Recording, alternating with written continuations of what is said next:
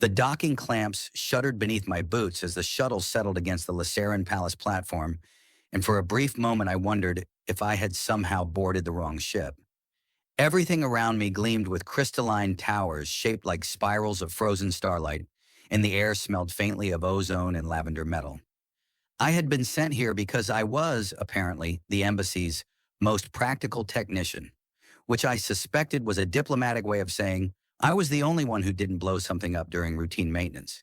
Still, nothing in the briefing prepared me for the moment I stepped onto the platform and saw Queen Seralith herself, towering, armored, solemn, and accompanied by silent guards whose long ears twitched like satellite antennas, scanning for danger. She didn't look at me at first. She was examining her chest plate, running a finger along a crack that ran from shoulder to sternum like the aftermath of a meteor strike.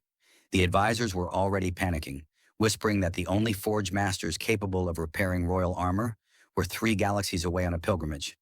I should have kept my head down. I should have pretended not to notice. Unfortunately, curiosity and bad impulse control are my lifelong traveling companions. And before I understood what my legs were doing, I had stepped forward and said, "If it helps, I have some tools." Every guard drew a weapon, all of them, at once. Even one who looked like he was half asleep somehow managed to pull out a staff taller than me. Their ears shot upward like startled arrows. I raised my hands immediately as if surrendering would magically erase the sentence I had just spoken. Queen Seralith finally turned, and her gaze swept over me with an authority so intense I was certain she could see all my questionable life choices.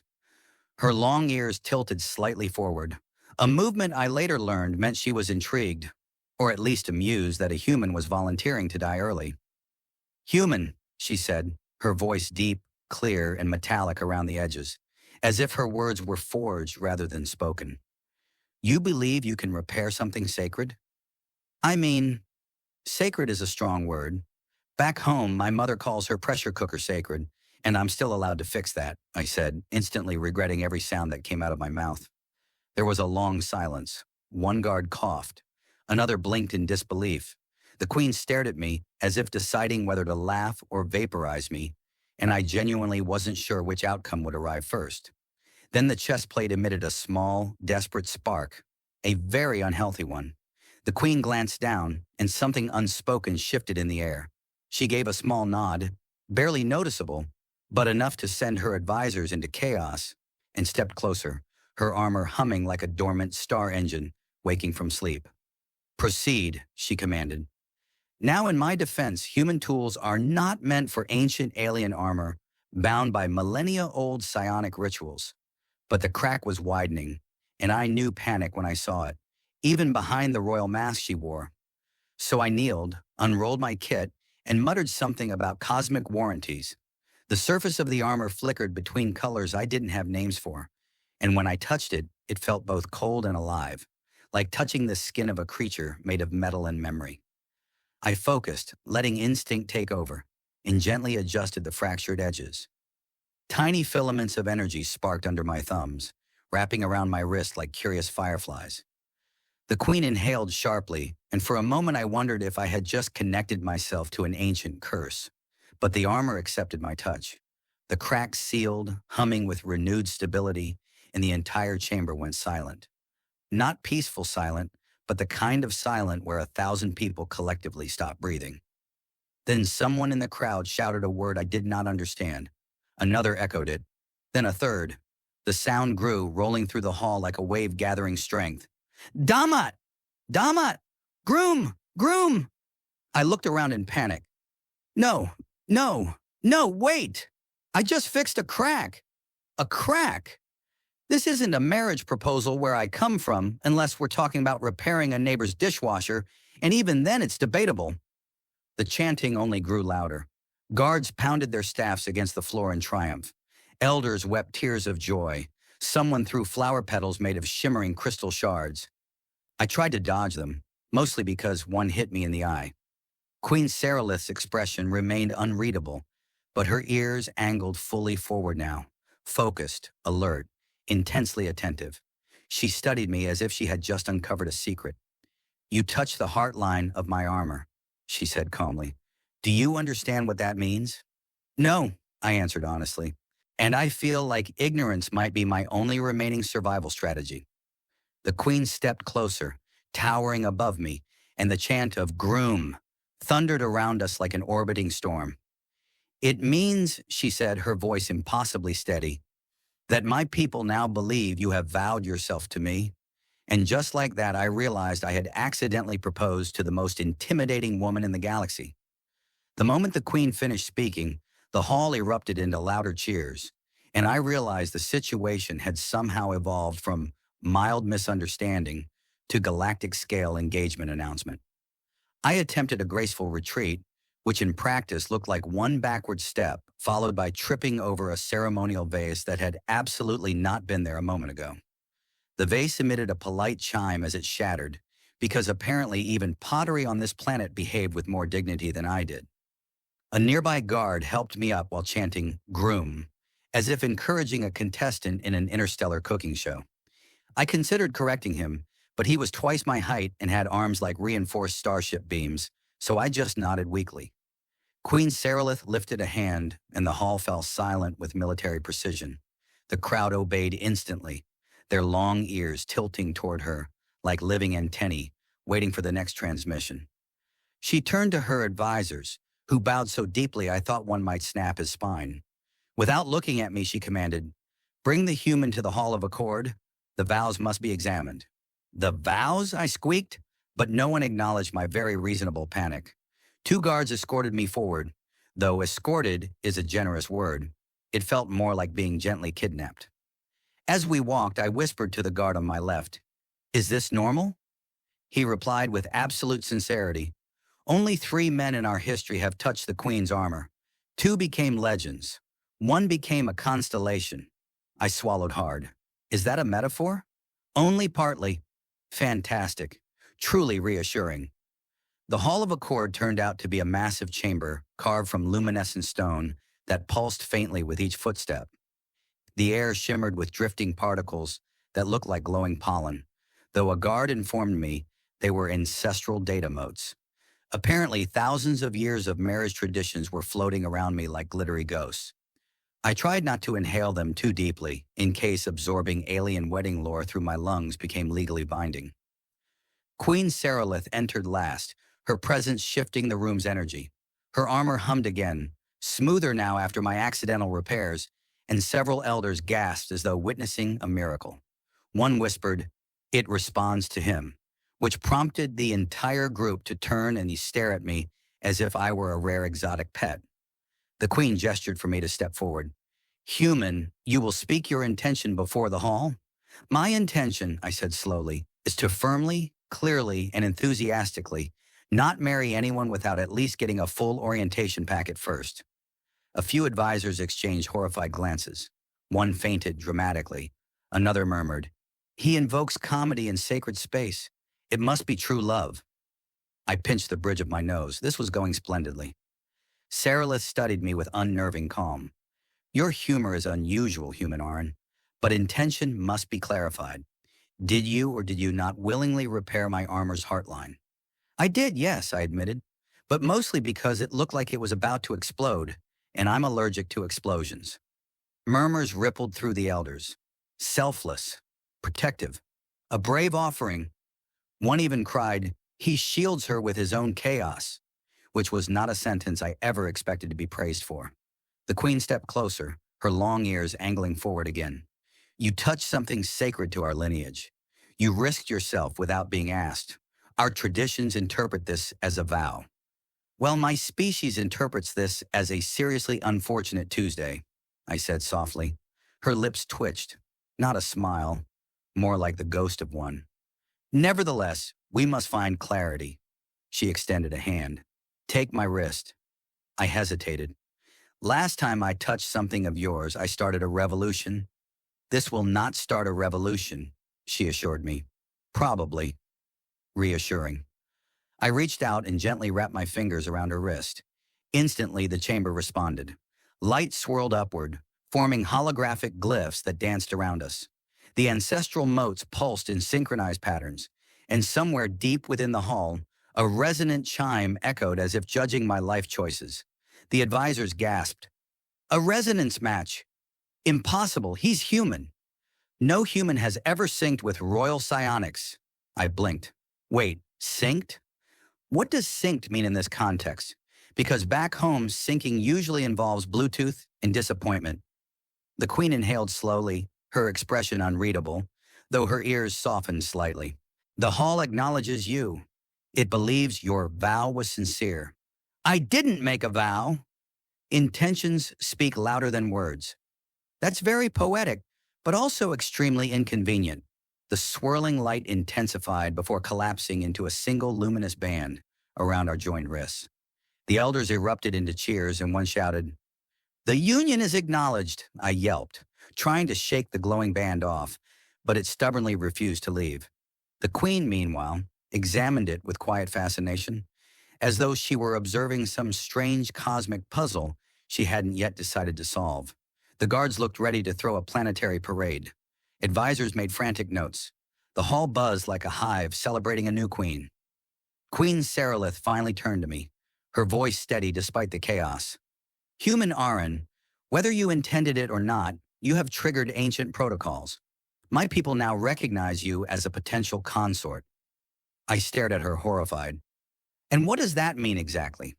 "It means," she said, "that the cultural misunderstanding you fear has only just begun."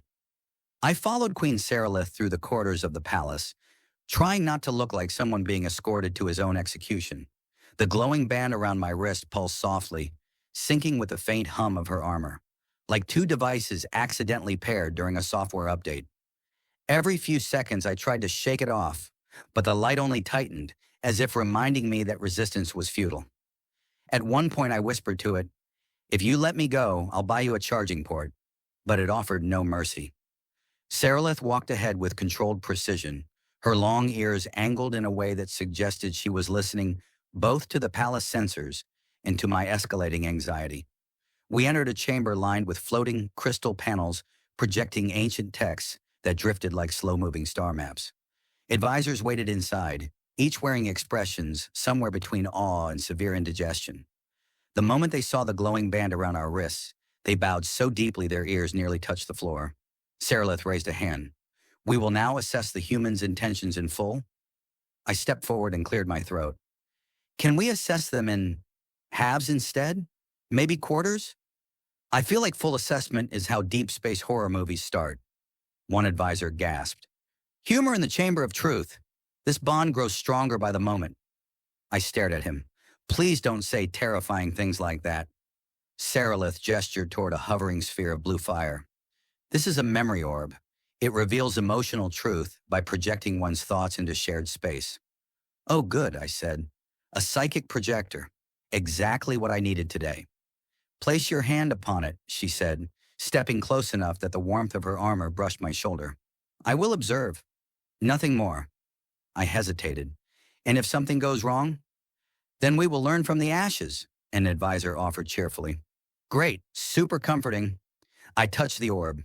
Instantly, the room dissolved into swirling images, memories from my life flashing around me like someone had turned my brain into a holographic slideshow. There was my childhood bedroom, my first failed job interview, the time I spilled coffee on a celebrity at the spaceport. The advisors watched each memory with scholarly fascination, taking notes as if my humiliation were profound cultural data. One murmured, "He reveals his weaknesses with honesty, a promising trait." "I reveal them because I can't control the projector," I protested. Then the memories shifted to the moment I touched Saralith's cracked armor. The orb magnified my emotions, fear, instinct, determination, and the queen's ears twitched as she studied it. She didn't interrupt. She didn't mock me. She simply watched. And I realized she was trying to understand me, truly understand me, in a way no one had before. The orb slowly faded. The room solidified again. Saralith turned to her advisors. He acted without selfish intent. His motives were protection and curiosity. The elders nodded reverently. "A fitting foundation for union." "Stop using that word," I groaned. The queen ignored my suffering. "Now it is your turn," she said, placing her hand on the orb. The floating fire brightened, swirling around her fingers, and scenes burst outward. I saw flashes of her childhood, training arenas, ceremonial armor fittings, and long, solitary halls of crystal. Her mother, stern and regal, drilling her in the expectations of a queen, her victories, her burdens, and beneath it all, a persistent loneliness, deep and quiet like a dormant star. I hadn't expected any of that. Certainly not the loneliness. The advisors whispered in excitement, but I barely heard them. Saralith stood composed, though I sensed a tension she rarely allowed others to glimpse. When the orb dimmed, she looked at me, not with the cold, formal gaze of earlier, but with something warmer, sharper, almost vulnerable. Now you understand why the armor is sacred, she said softly. It has been my companion in every battle. Touching it is touching my history. I swallowed. I thought I was just fixing a crack. You touched more than that, she replied. A dangerous sentence, but her voice carried no threat. One advisor stepped forward. We must proceed to the next test, the path of harmony. Saralith nodded. Very well. I blinked. The what now? Without warning, the floor beneath us lit up, forming a path of floating hexagonal platforms. They shimmered like stepping stones made of starlight, rearranging themselves with mechanical precision. You will walk beside the queen, an elder explained. If your steps remain aligned, your bond is harmonious. My steps? I asked. Have you seen me walk? I trip over shadows. But Saralith extended her hand. Come. Her gauntleted fingers were steady, patient. I took her hand reluctantly, and together we stepped onto the first platform. It wobbled. I wobbled. Saralith tightened her grip slightly, stabilizing me. The second platform shifted in midair, but she anticipated it effortlessly. I tried to imitate her movements and failed instantly. My foot slipped. The platform jerked. I flailed with all the elegance of a malfunctioning robot. Somehow Saralith caught me by the arm before I fell off entirely. The advisors gasped. She supports him. She guides him. He is unworthy of the path, but she chooses to steady him. Can everyone stop narrating? I begged. Saralith's mouth curved faintly. Focus, she said. She guided me step by step until we reached the end of the path. The final platform glowed brightly, acknowledging success despite my clear incompetence. The elders erupted in cheers. The harmony is proven, one shouted. I turned to Saralith. Harmony? Really? Did they not see me nearly fall to my death 6 times? They saw me choose to catch you, she said quietly. That is what matters to them. Her ears tilted forward again, a gesture I now recognized as meaning she was studying me deeply, too deeply. And for the first time, I wondered if the misunderstanding I kept trying to escape was slowly becoming something neither of us fully understood anymore. The advisors wasted no time dragging me from one ceremonial ordeal to the next, as if they feared the universe might collapse if they didn't properly evaluate the human who had accidentally proposed by fixing a crack. I followed Queen Saralith through yet another ornate doorway that opened into a chamber filled with hovering statues, each shaped like past rulers whose long ears jutted upward in permanent disapproval. Their eyes glowed faintly, tracking our movements. I whispered, do they always stare like that? Yes, Saralith replied calmly. They judge all who enter. Wonderful. Nothing boosts confidence like being judged by floating stone ancestors. In the center of the room, a pedestal rose from the floor, holding a crystalline orb carved with swirling patterns. I grimaced. Please tell me this one doesn't explode. It evaluates sincerity, announced an elder, ignoring my plea. Both parties must answer its questions truthfully. If either lies, the orb emits corrective energy. Corrective energy, I repeated. As in a gentle beep or as in a lethal blast? That depends on the lie, he said cheerfully. I leaned toward Saralith. Are you sure your culture doesn't have a simpler approach? Like maybe asking someone a question and believing them?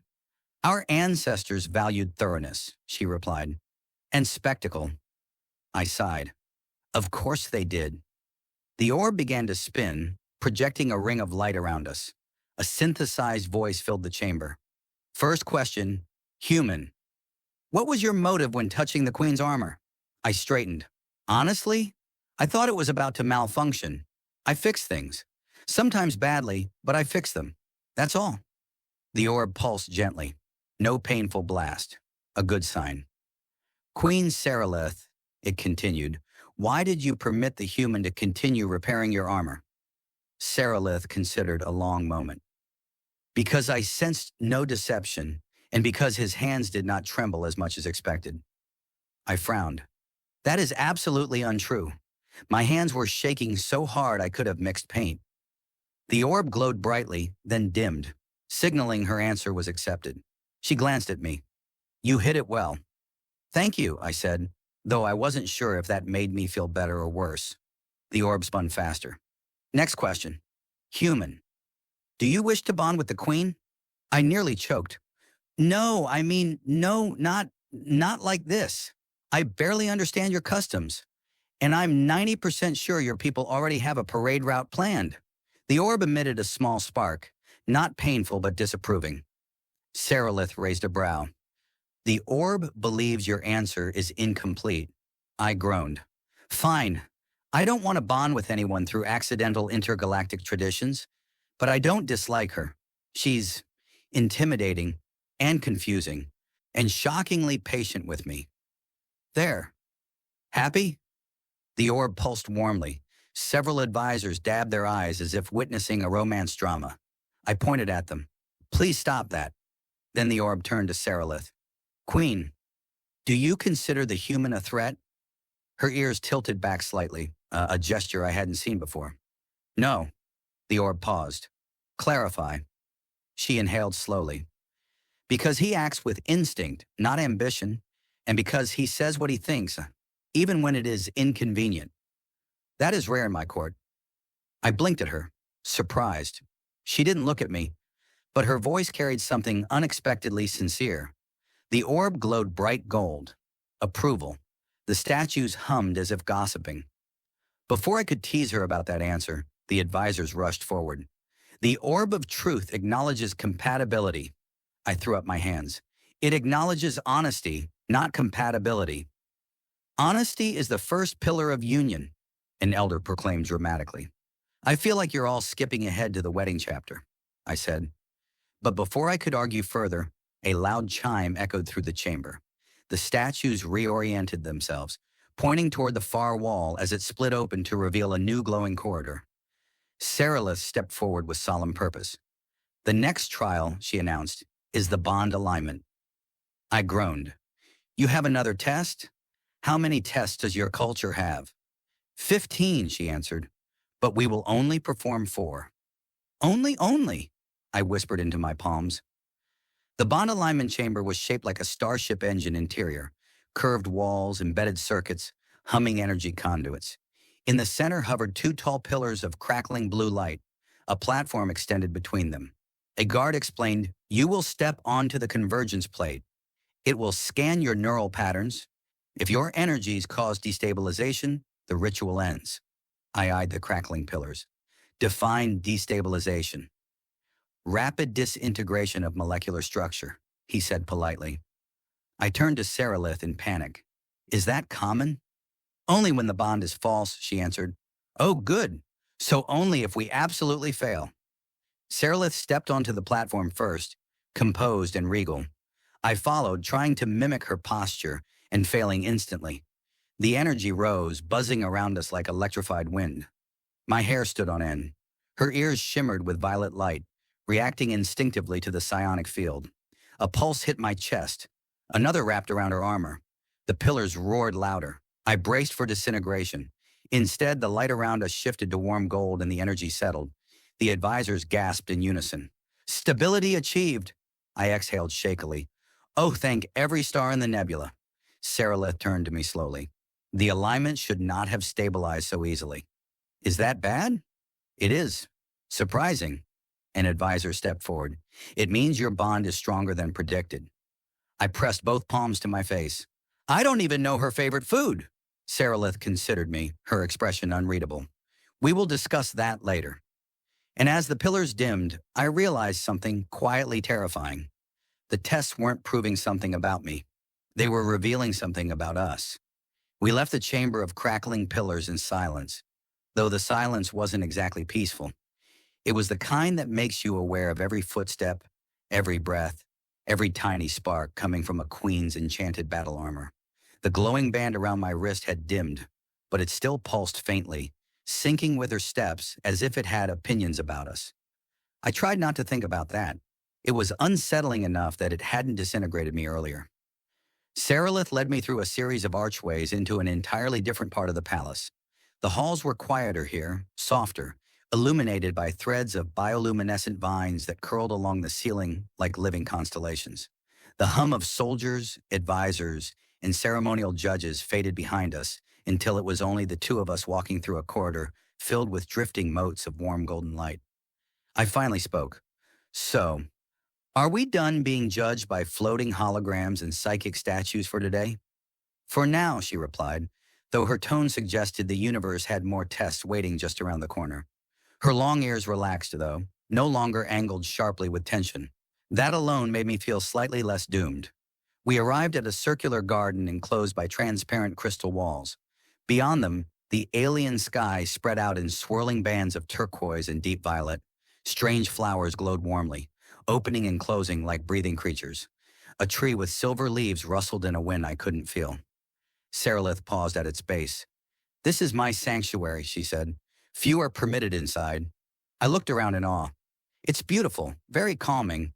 No one yelling 'Groom' at me in here?" "Not typically." "Good. I'm developing a twitch." A faint smile tugged at her mouth as she approached a bench shaped from smooth, polished stone. She gestured for me to sit. I did, trying not to look like someone about to be told he'd accidentally married into royalty. She removed her helmet, placing it beside her.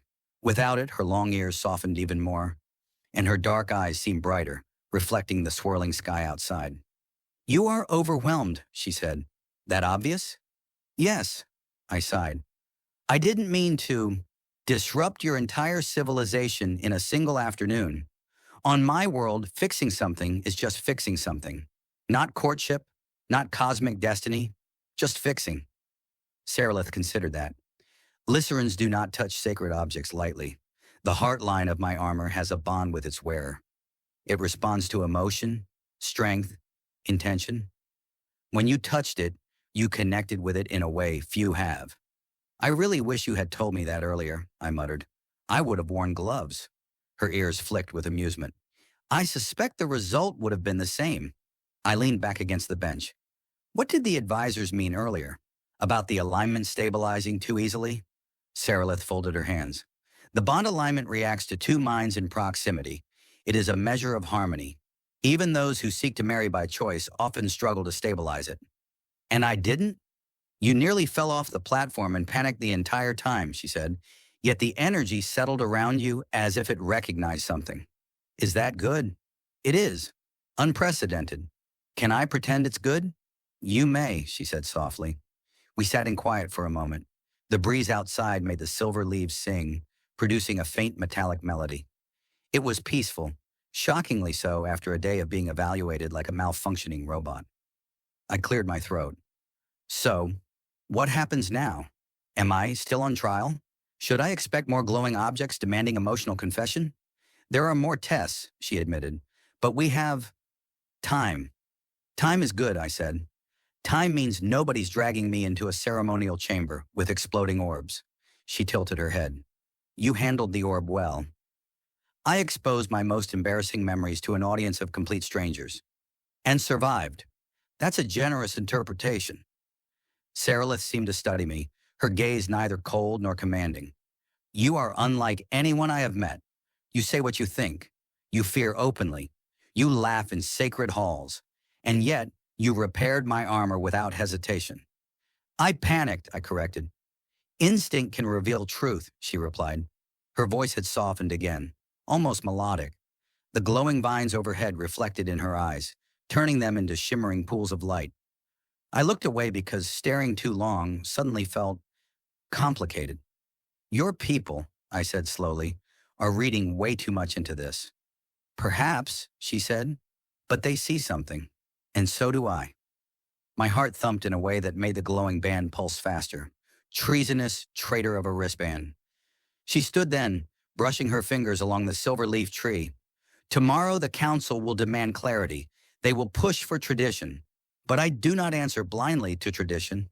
I exhaled, relieved. "So, you're not planning on announcing a royal engagement ceremony before breakfast?" Not before breakfast, she said. Perhaps after. I choked. She let out a quiet laugh. Her ears tilted forward again, fully focused on me. Rest tonight, human Aaron. Tomorrow we will face them together. Together. The word lingered in the air, warm and dangerous in equal measure. I didn't sleep that night, partly because the Lycerin guest bed hummed with a calming frequency that only made me more aware of how catastrophically loud my thoughts were, and partly because the glowing band around my wrist refused to dim completely. Every few minutes it pulsed lightly, as if reminding me that my life had been derailed by alien armor maintenance. I lay there staring at the alien constellations outside my window, wondering how tomorrow could possibly be worse than today. I did not like how easily the universe answered questions like that. Morning arrived with a soft chime from a wall panel that politely informed me it was time to confront matters of union and cosmic obligation. I groaned into a pillow. Cosmic obligation sounded expensive. I dressed quickly and followed the guard who had been assigned to me. His long ears angled backward in what I'd learned meant mild stress, probably because he was escorting the human with a talent for triggering ancient rituals by accident. The council chamber was already buzzing when I entered. Rows of elders sat in floating chairs shaped like crescent moons, and dozens of advisors crowded the platform. Queen Seralith stood at the center, armored and composed, the faint glow of her chest plate reflecting the swirling patterns in the chamber's ceiling. When she turned toward me, her ears shifted, softening slightly. That tiny gesture steadied my pulse more than I wanted to admit. The High Elder raised his staff. We begin today with a single task, determining whether the bond formed is to be formalized according to ancient law. I stepped forward quickly. Before we determine anything, I'd like to note that I have a long history of not formalizing things. Rent payments, gym memberships, that sort of thing. A ripple of gas spread through the chamber. One advisor whispered, "He resists with humor. Such boldness." Seralith lifted a hand and the room fell silent. "We will not rush," she said. "We will proceed with clarity and choice." Choice. I felt the word in my chest. The High Elder gestured toward a raised platform that shimmered with lines of ancient circuitry. "Then we shall perform the resonant inquiry. Each participant will speak their truth. The psionic lattice will reveal whether the bond is of obligation or desire." I blinked. Desire? Hold on. Can we skip that part? "No," the elder said. "Fantastic. That's fantastic." Seralith stepped onto the platform first. She stood tall, ears angled forward, voice steady. "My truth is this. I did not seek this bond. It came unexpectedly. Yet the human has acted with honesty and courage. He does not fear speaking against tradition. This I find admirable." The lattice glowed a warm violet. Then everyone stared at me. I cleared my throat. My truth, I touched the armor because I thought it was breaking. I didn't want the queen to explode. That's pretty much all I had planned for that moment. The lattice flickered, waiting. "Also," I continued, "I don't dislike her. In fact, she's probably the most terrifyingly impressive person I've ever met. And she's been patient with me, which is an achievement by itself." The lattice brightened, asking for more. "And maybe," I added reluctantly, "maybe I don't mind being near her as much as I pretend." The chamber erupted in whispers. The lattice pulsed gold. The High Elder slammed his staff. "The bond is acknowledged. The truth aligns." "Hold on," I protested. "Alignment doesn't mean marriage. Alignment means aligned." "Indeed," Seralith said calmly, stepping off the platform. "Alignment means compatibility, not destiny." She faced the council, voice firm. "Tradition states that a queen may choose. Today I choose not to bind the human by law, not by ritual, not by pressure." The council froze in shock. One elder dropped his scroll. "I choose," she continued, "to determine my future not through ancient expectation, but through understanding." I stared at her. My heart did something traitorous again. The High Elder sputtered. "You would break ceremony? Defy precedent?" "Yes." Seralith lifted her chin. "Because I am queen, not the past." The room filled with chaotic debate, ears twitching, advisors panicking. I leaned toward Seralith. "So, does this mean I'm not being forced into royal matrimony?" Her voice softened. "No, it means you are free." I exhaled in relief. The glowing band dimmed further, almost content. But Sarilith wasn't finished. She stepped closer, her presence warm beneath the armor. However, she said quietly, freedom does not prevent possibility. I blinked. Possibility? Her ears angled forward. You and I are not bound by law, but something exists. I felt it in the trials. So did you. I opened my mouth, closed it again, then whispered, I don't know what it is yet. Neither do I, she admitted. But we may discover it without force, without tradition. Her eyes held mine for a long, steady moment. Then the council's shouting grew louder, and Sarilith turned to face them again. Calm, powerful, unshaken, while I stood beside her, realizing something startling and undeniably frightening. For the first time since all this began, I wanted to stand beside her. The uproar in the council chamber didn't fade. It swelled, echoing through the crystalline arches until it felt like the whole palace vibrated with outrage, disbelief, and something suspiciously like gossip. Advisors argued over doctrine, elders waved ceremonial scrolls like threatening flags, and guards quietly made bets in the corner. Through it all, Queen Sarilith stood perfectly still, radiating the kind of royal authority that made even the floating chairs drift backward in caution. I stood beside her, trying to look supportive and not like someone who desperately wanted to hide behind a potted plant. At last, Sarilith raised her hand. The room went silent, as if someone had turned off the sound in a video. We will reconvene tomorrow, she said calmly. But understand this, I will not be bound by law that denies choice. The elders sputtered, advisors gasped, and one ancient council member fainted into his floating chair, which thankfully had safety cushioning. I followed Sarilith out before anyone could stop us, the glowing band around my wrist flickering as if equally eager to escape the chaos. Once we were in the quiet corridor, she released a slow breath. That was inelegant. I thought you handled it beautifully, I said, especially the part where you didn't let them sacrifice me to the ceremonial orb of doom. Her ears tilted forward. There is no ceremonial orb of doom. There absolutely will be if they get desperate enough, I muttered. She didn't deny it. We walked toward her sanctuary garden again, the place where things felt calmer, clearer.